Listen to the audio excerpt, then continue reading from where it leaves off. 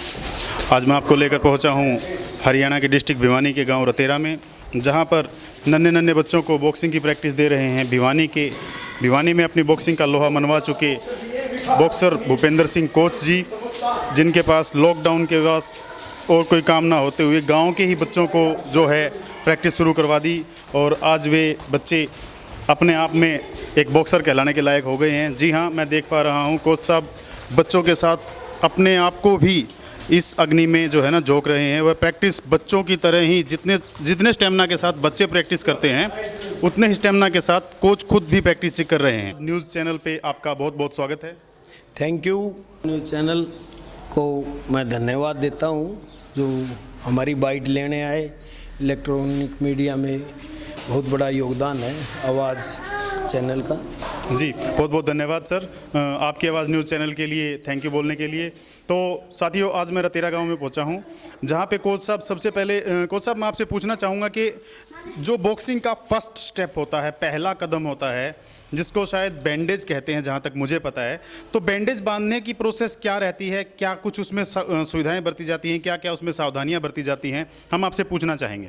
Bandage save the boxer, protect the नकल portion, protect the hand.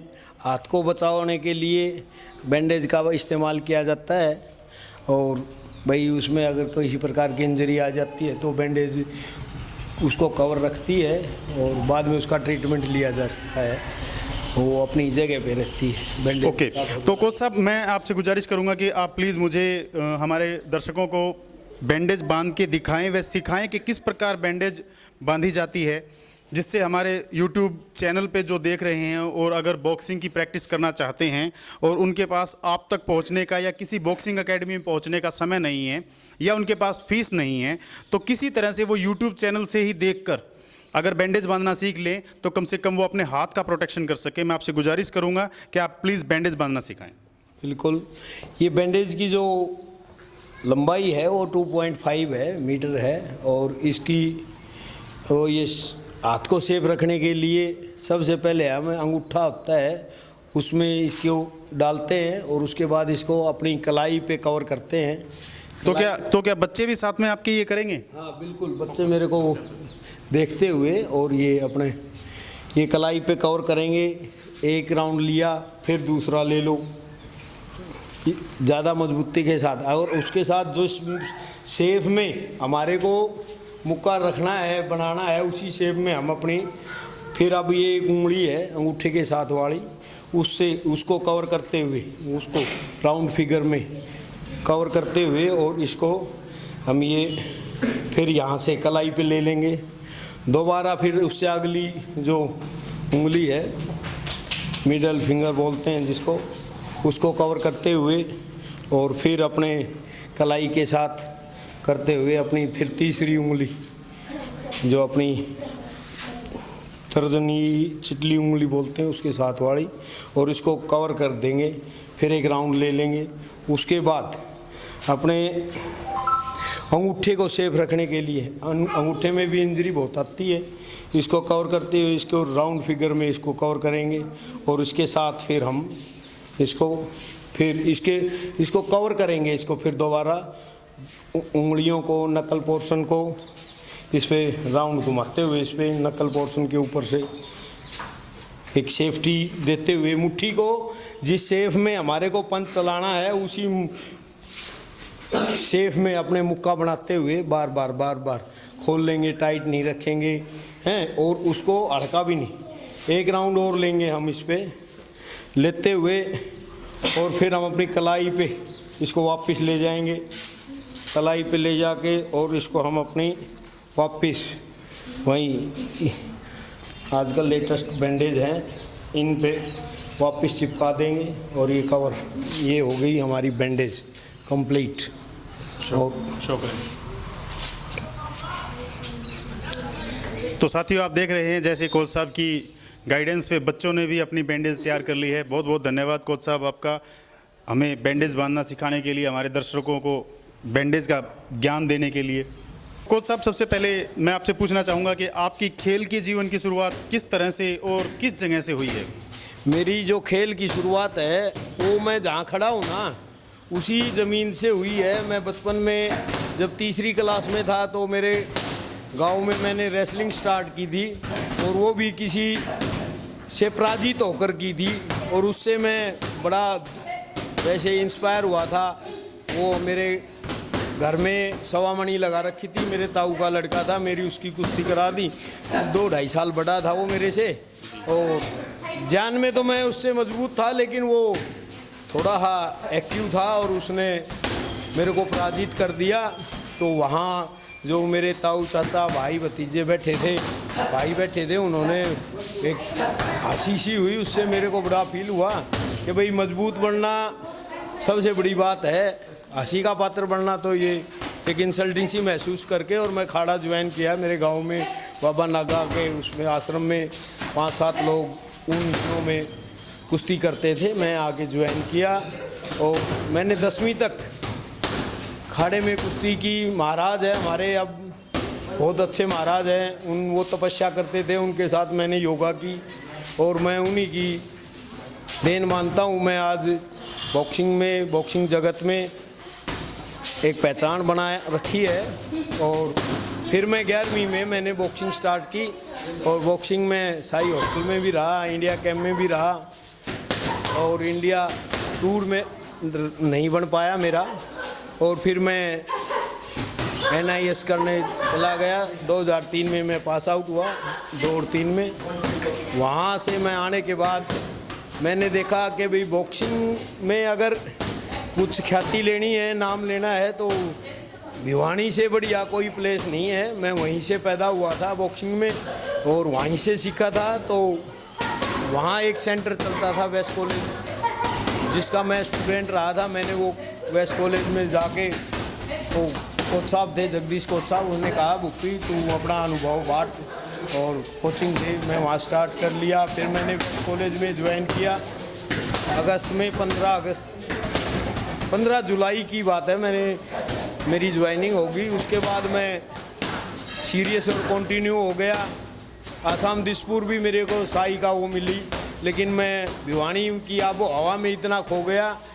और boxing में जो रिस्पॉन्स आ रहा था, 250-300 बच्चे हो गए थे, और एक अलग सेंटर मैंने बना लिया था वेस्ट कॉलेज में ही। और जो कोचिज थे विष्णु भगवान जी और जगदीश जी साई में चले गए। जगदीश जी ने अपनी अलग एकेडमी बना ली। मैं वेस्ट कॉलेज में ही बच्चों को अभ्यास कराने लग गया, और 200-250 बच्चों की मैं एक स्ट्रेंथ के साथ बॉक्सिंग की शुरुआत की। और आज मेरे बॉक्सर हैं जो नेशनल इंटरनेशनल लेवल पे धमाल मचा रखा है। विकास कृष्णा मेरा कोच साहब मैं पूछना चाहूँगा कि आपके कितने ऐसे स्टूडेंट हैं जिन्होंने ओलंपिक, नेशनल, इंटरनेशनल व वर्ल्ड कप टाइप में या फिर ओलंपिक टाइप में किसी भी गेम में अचीवमेंट हासिल की है? मेरे सैकड़ों और हज़ारों में बच्चे हैं, नेशनल में, इंटरनेशनल में, जिन्होंने एक अपने आप को बॉक्सिंग के द्वारा स्थापित किया और नेशनल इंटरनेशनल में अपना नाम कमाया। जिसमें से संदीप है, 2 संदीप हैं, और उसके बाद है रिंकू है, और बॉयज़ आर्मी में भी मेरे काफ़ी बच्चे गए। और मनीष है, ये मेरा बेसिक है। परमजीत समोता है, मेरा बेसिक है। और ऐसे इंटरनेशनल काफ़ी बच्चे हैं जिन्होंने मेरे से बेसिक सीखा। उसके बाद बॉयज़ आर्मी में जाके इंडिया को, देश को और सर्विसेज को रिप्रेजेंट करते हुए अपने नाम का और भूपी कोच के नाम का लोहा मनवाया। मैंने भिवानी का टोटल, एक टाइम होता था टोटल का 60% बॉक्सर जो बेसिक है मैंने दिया है। और वो जो आज वो अचीवमेंट करने लग रहा है, कहीं नेशनल में, कहीं इंटरनेशनल में, कोई सर्विसेज से कर रहा है, कोई भाई अर्धसैनिक बल से करने लग रहा है, और आज अच्छे जगह पे पहुंचे हुए हैं, सूबेदार भी हैं, और कई बच्चे हैं वो SP DSP बने हुए हैं, अपने हरियाणा पुलिस में भी हैं। तो कोच साहब ये बात कहीं ना कहीं अतिशयोक्ति नहीं होगी कि भिवानी को मिनी क्यूबा का नाम देने के लिए आपका भी उतना ही सहयोग माना जा सकता है कि जितना कोच जगदीश जी का व विष्णुदत्त जी का? ये बात कहीं ना कहीं गलत नहीं होगी कि आपने भी उतना ही सहयोग भिवानी के नाम को चमकाने के लिए, अपने देश को नाम को चमकाने के लिए बॉक्सरों को तैयार किया है? मैं तो यही कर सकता हूँ कि मैंने बॉक्सर तैयार किए हैं, और योगदान की बात तो लोग और समाज और बच्चे बोलते हैं, और मैं इस चीज़ का भाई मैं अपने आप में श्रेय नहीं ले सकता, और मैं अपने आप को ये नहीं कह, लेकिन मैंने 17-18 हज़ार बॉक्सर को मैं ट्रेंड कर चुका हूँ। आर्मी की 250 टीमें आई हैं मेरे पास, 5-5 4-4 टीमें आ जाती हैं बॉक्सिंग की, और जो मेरे पास 5-5 4-4 महीने ट्रेनिंग लेकर और अपनी ड्यू कमांड और सर्विसेज में अपना नाम और ट्रॉफीज उठाती हैं। जी कोच साहब, ये बात कहीं ना कहीं मैं अपने आप को भी जो है ना खुश दिल महसूस करता हूँ कि मैं भी आपके कॉलेज का स्टूडेंट रहा हूँ, आपका छात्र रहा हूँ।